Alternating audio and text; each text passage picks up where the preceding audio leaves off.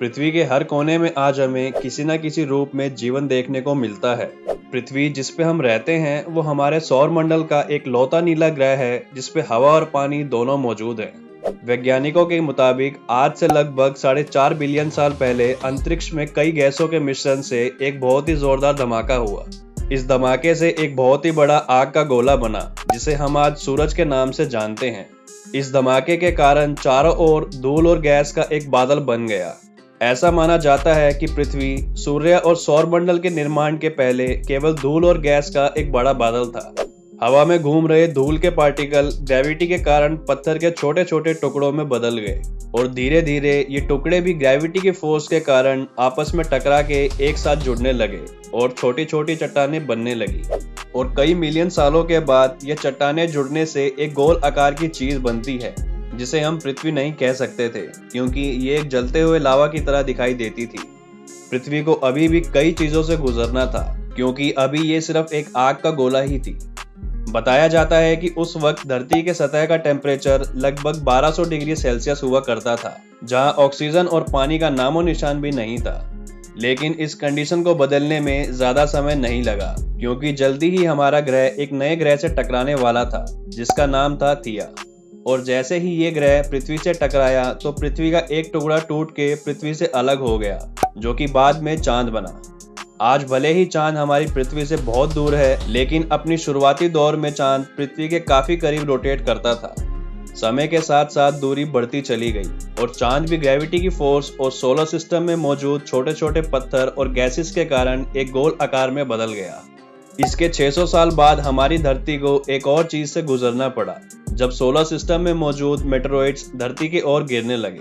जब ये मेटेरॉइड्स धरती की तरफ आए तो अपने साथ पानी की कुछ मात्रा भी लेके आए। कई मिलियन साल तक ये मेटेरॉइड गिरना चलता रहा जिसके चलते पृथ्वी पर ढेर सारी पानी की मात्रा इकट्ठा हो गई और इस पानी की वजह से पृथ्वी जो कि 1200 डिग्री सेल्सियस पे तप रही थी उसे 70 डिग्री के तापमान तक ले आए।